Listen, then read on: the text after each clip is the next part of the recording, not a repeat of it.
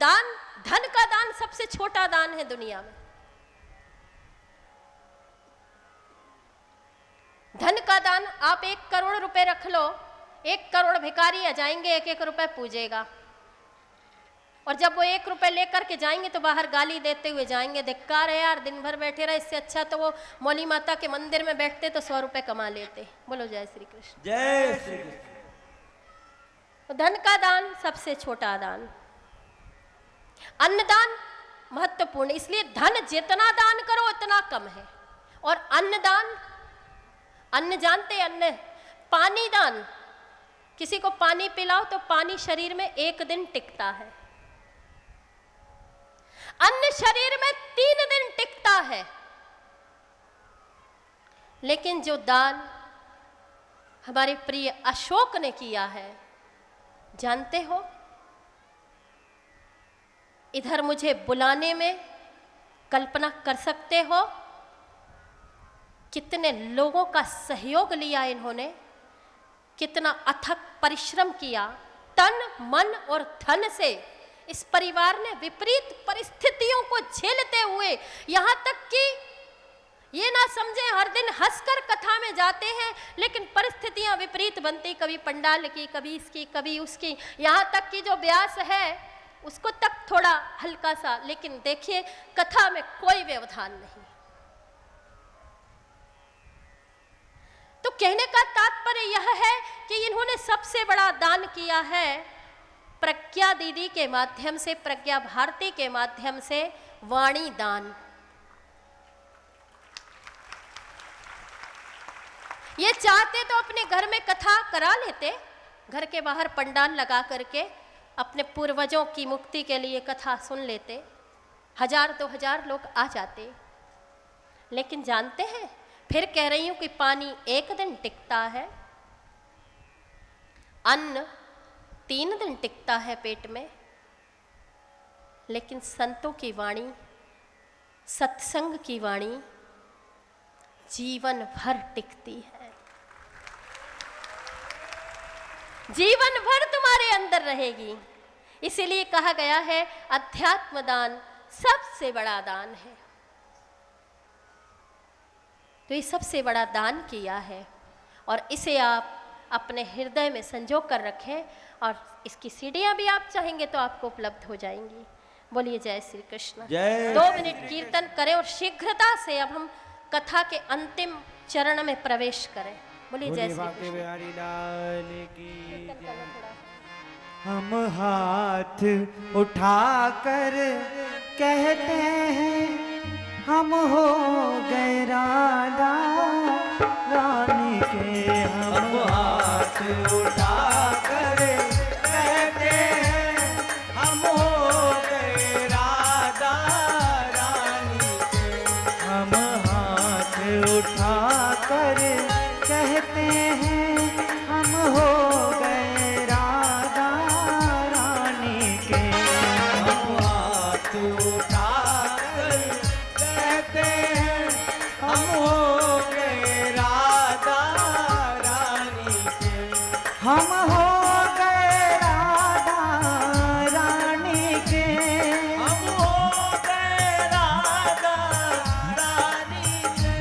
हम शोर मचा कर कहते हैं, हम शोर मचा कर कहते हैं, हम हो गए राधा रानी के। हम हाथ उठा कर कहते हैं, हम हो गए राधा रानी के।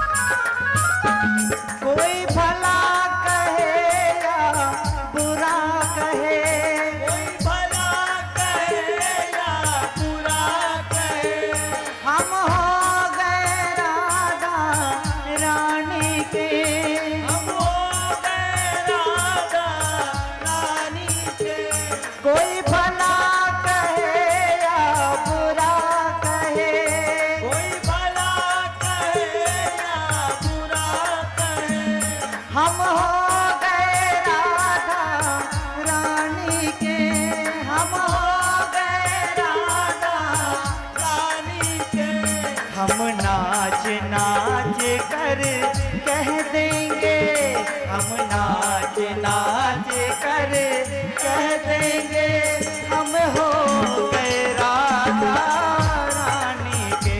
हम नाच नाच कर कह देंगे, हम हो गए राधा रानी के। बोल बांके बिहारी लाल की जय। देखो, मैं व्यासपीठ पर बैठी हूँ और कृष्ण की कथा कह रही हूँ, और कृष्ण का काम है छलना। मैं भी आपको बहला बहला करके आज वही कार्य कर रही। बहला बहला करके मैं अपने मुख्य उद्देश्य पर जरूर आऊँगी, और कथा में तब तक प्रवेश नहीं करूँगी जब तक आप मेरी दक्षिणा नहीं देंगे। क्योंकि कहते हैं इतने दिन कथा सुनी है, तब मैंने आपको बांध तो लिया। दीदी ने अभी घोषणा की है कि कृष्ण की कथा वे कर रही हैं, और कृष्ण बहुत प्रसिद्ध हैं छलिया के नाम पर। और दीदी एक भी कह रही कि मैं भी छल कर रही हूँ आप लोगों के साथ। आपने जो छल किया है दीदी, जीवन में ऐसा छल हमको आज तक न मिला और न कभी मिलेगा, जो हमारे जीवन को सार्थक कर दे। वो छलने से भी मजा है और वो छल खाने से भी मजा है। और अभी जैसा दीदी ने कहा कि जब तक आप लोग दक्षिणा नहीं देंगे तो ऐसा नहीं, आज चमकने की आवश्यकता नहीं। दक्षिणा दीदी को अपन लोग दे क्या सकते हैं, लेकिन जो भी देंगे निश्चित जानिए कि वो गौ रक्षा के लिए जाएगा, गौ सेवा के लिए जाएगा, मानव सेवा के लिए जाएगा, शिक्षा के लिए जाएगा, मानव कल्याण के लिए जाएगा। हम अपने जीवन में कभी कुछ कर पाएं या न कर पाएं, आज पहली बार अवसर मिला है तो कुछ कर जाएं। इसलिए अभी अभी प्रेरणा मिली, एक रायपुर से आए हुए व्यक्ति को श्री अनिल कुमार गुलानी जी ने गौ रक्षा हेतु दीदी को 11,001 रुपए की राशि प्रदान करने की घोषणा। अनिल जी के इस भावना का मैं सम्मान करती हूँ और उन्हें व्यासपीठ से आशीर्वाद प्रदान करती हूँ कि इसका 100 गुना ईश्वर आपको दे, ताकि आप हिंदुस्तान की तमाम गौशालाओं को इसी तरह से दान देते रहें, ताकि कल्याण होता रहे। मैं दक्षिणा की बात कर रही हूँ, दान की नहीं। बोलो जय श्री कृष्ण। जय श्री कृष्ण। दान देना तो आपका धर्म है, परम धर्म है, मानव धर्म है, और गौदान तो सबसे बड़ा दान है। गौदान के बिना तो हमारे देश में जितने भी पूजा पाठ हैं वे संपन्न ही नहीं होते। बोलो जय श्री कृष्ण। जय श्री कृष्ण। तो गौ के लिए दान करें, अनाथ बच्चों के लिए दान करें, बहुत अच्छी बात है, लेकिन मैं दक्षिणा की बात कर रही हूँ। और कथा सुन ली है तो धोखे से आ तो गए हैं आप, आपको मालूम नहीं था कि आखिरी दिन ऐसे फंसने वाले हैं। कोई लोग प्राण के लिए जीते हैं, कोई लोग प्रण के लिए जीते हैं। रघुकुल रीति सदा चली आई, और प्राण जाए पर वचन न जाए। तो पहले तो हाथ उठाओ भैया, दक्षिणा दोगे कि नहीं? देंगे? कितने लोगों ने? सबने नहीं उठाए हैं। सब मुझे प्यार नहीं करते ना? दोनों हाथ ऊपर उठा के कहिए देंगे, देखी जाएगी। जब तक बिकी न थी तो कोई पूछता न था, अरे आपने खरीद कर मुझे अनमोल कर दिया।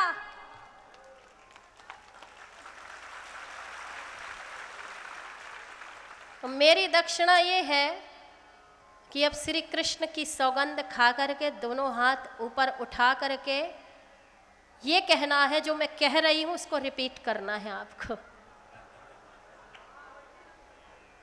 हाथ उठाए।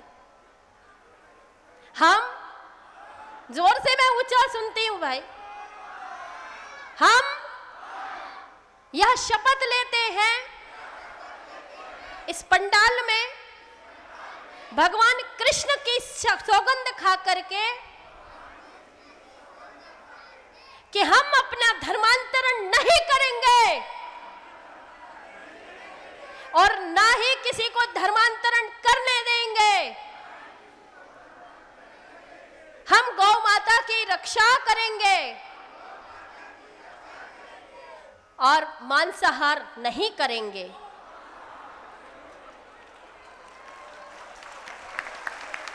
बोल पाके बिहारी लाल की देखिए, थोड़ा मांसाहार वाली बात में थोड़ी आवाजें कम हो गई थी, क्योंकि डर भी है ना कि पता नहीं क्या हो जाए। बड़ी देर से डरा रही भगवान का नाम ले ले करके। डरने की जरूरत नहीं है, छोड़ने की कोशिश आज से शुरू कर दीजिए। और जो छोड़ना चाहेगा, क्योंकि हमने ही पकड़ा है, हम ही इसे छोड़ दें। अरे हिंदुओं, उस भगवान ने इतनी सुंदर सुंदर हमारे लिए, प्रकृति ने कितने सुंदर सुंदर फल बनाए हैं, कितने सुंदर सुंदर अनाज बनाए हैं, कितनी सुंदर सुंदर सब्जियां उगाई हैं, क्या नहीं दिया? उस सब को छोड़ करके एक घटिया चीज को ग्रहण करते हो, यदि उसे छोड़ दोगे तो हर्ज क्या है? बोलो जय श्री कृष्ण। जय श्री कृष्ण। ये उस भगवान का भी सम्मान हो जाएगा। और गोदान तो करें, क्योंकि आपके पास, जिनके पास है, जो समर्थ है, जिन्हें ईश्वर ने दिया है, तो ईश्वर के दी हुई चीज को ईश्वर में लगा, ईश्वर के काम में लगाने में कोई हर्ज नहीं। यदि हम दे सकते हैं तो देने में कोई हर्ज नहीं। बोलो जय श्री कृष्ण। जय श्री कृष्ण। अब मैं प्रसन्नता से कथा में प्रवेश करूंगी और बहुत सुंदर झांकी का दर्शन कराऊंगी। बोलो जय श्री कृष्ण। जय श्री कृष्ण। तो कहते हैं भगवान का विवाह हुआ, रुक्मिणी जी के साथ उनके एक पुत्र का जन्म हुआ, प्रद्युम्न, जिन्हें प्रसूति गृह से शंबरासुर नाम का दैत्य उठा करके ले गया और उसने समुद्र में फेंका। समुद्र में प्रद्युम्न को एक मछली ने निगल लिया और एक मछुआरा उस मछली को पकड़ करके ले गया और शंबरासुर की रसोई में दे दिया। शंबरासुर की रसोई में कार्य करती है कामदेव की पत्नी रति, विद्यावती के रूप में। क्योंकि जब भगवान ने कामदेव को भस्म किया था तो पत्नी रति बड़ी दुखी हुई थी। शंकर भगवान ने भस्म किया था ना कामदेव को, तो शंकर भगवान ने वचन दिया था कि कृष्ण जन्म में कृष्ण का जो पुत्र है वो तुम्हारा पति बनकर के फिर तुम्हें मिलेगा। कृष्ण तनय सुत होई तुम्हारा, बचन न अन्यथा होई हमारा। कृष्ण तनय सुत होई तुम्हारा, बचन अन्यथा होई हमारा। जो कृष्ण का पुत्र है वह तुम्हारा पति बनकर के आएगा कामदेव। तो वो विद्यावती जो रति है कामदेव की पत्नी, उसे प्रद्युम्न मिले और प्रद्युम्न ने आगे चलकर के शंबरासुर का वध किया और अपनी पत्नी रति को लेकर के द्वारिका आए। तब तक कृष्ण के 16,108 विवाह, 107 विवाह और हो गए थे। कुल मिलाकर के विवाह हुए 16,108, पूरी की पूरी रेजिमेंट। बोलो जय श्री कृष्ण। जय श्री कृष्ण। कृष्ण का विवाह हुआ जामवती के साथ, भालू की बेटी के साथ। अब आप कहेंगे भालू की बेटी कौन? जामवंती। राजा सत्यजित के पास सिमंतक मणि है और स्मंतक मणि रोज 8 बार सोना देती है, 10 घंटे पूजा करनी पड़ती है। भगवान कृष्ण ने वो मणि मांगी राजा सत्यजित से कि तुम क्या करोगे, तुम ये मणि हमें दे दो। राजा ने मना कर दिया। राजा सत्यजित का भाई प्रसेन वो मणि लेकर के जंगल गया, मणि गले में डाल करके। वहां सिंह ने प्रसेन को मार दिया, वो मणि छीन ली और सिंह से वो मणि जामवंत जी ने छीन ली और लेकर के अपनी कन्या जामवंती के हाथ में खेलने के लिए दे दी। यहां सत्यजित ने सोचा कि लगता है कृष्ण ने वो मणि चुरा ली है, क्योंकि कृष्ण ने वो कल मणि हमसे मांगी थी, हमने नहीं दी, लगता कृष्ण ने वो मणि चुरा ली है। यहाँ कृष्ण सोच रहे हैं कि आखिर हमें ये कलंक क्यों लगा। गुरु गर्गाचार्य से पूछ रहे हैं ये कलंक क्यों लगा। तो गर्गाचार्य ने बताया तुमने भादों की चतुर्थी का चंद्रमा देख लिया होगा, इसलिए तुम्हें वो कलंक लगा। कहते हैं भादों की चतुर्थी का चंद्रमा नहीं देखना चाहिए क्योंकि कलंक लगता है, और कदाचित धोखे से देख लो तो ये कथा सुन लो तो वो कलंक मिट जाता है, ऐसा शास्त्र कहते हैं। बोलो जय श्री कृष्ण। जय श्री कृष्ण। कृष्ण ने अपनी कुछ साथियों को लेकर के प्रसेन को ढूंढने के लिए जंगल जाना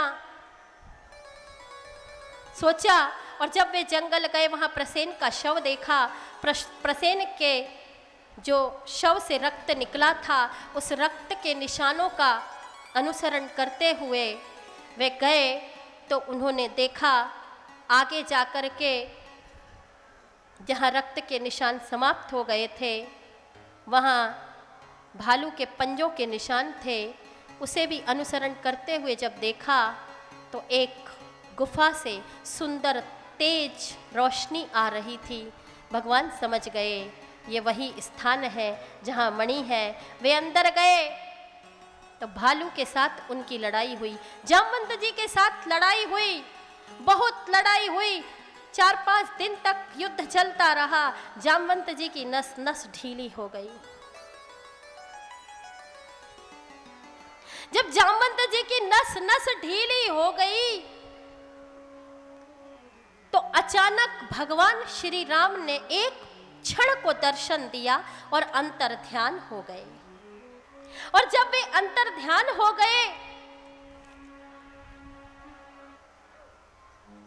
तो जामवंत जी समझ गए और प्रणाम किया। वो भालू के भाव में भूले बिहारी, वो साचा हूं रीछ है ये सांचे मदारी। जामवंत जी ने प्रणाम किया, बोला वाह भगवान क्या स्वरूप पाया है। क्योंकि जामवंत जी राज्याभिषेक के समय भगवान राम के जब खड़े हुए थे और राम जी ने कहा कि भाई सब कोई सब कुछ मांग लो, सबने तुम्हारे बल में रावण मारियो, सब कुछ कुछ मांग लो। तो जामवंत जी से जब कहा गया कि आप मांग लो, बोले भगवान मांगने की तो इच्छा ये है कि जब रावण से युद्ध हुआ तो रावण की सेना में कोई बलशाली आदमी नहीं था, मेरी टक्कर का कोई योद्धा नहीं था भगवान। तो अब तो मैं सोचता हूं कि मेरा तुम्हारे साथ युद्ध हो जाए, जरा तुम्हारे साथ में अपनी जोर आजमाइश करना चाहता हूं, अपनी ताकत का कुछ अंदाजा लगाना चाहता हूं, तो मैं आपके साथ युद्ध करना चाहता हूं। भगवान बोले ये संभव नहीं, हो ही नहीं सकता, क्योंकि स्वामी और सेवक का तो युद्ध हो ही नहीं सकता। तुम एक काम करो, अगले जन्म में मैं कृष्ण अवतार जब धारण करूंगा तब तुम जोर आजमाइश कर लेना। तो जब कृष्ण अवतार में आए और झगड़ा किया, एक क्षण को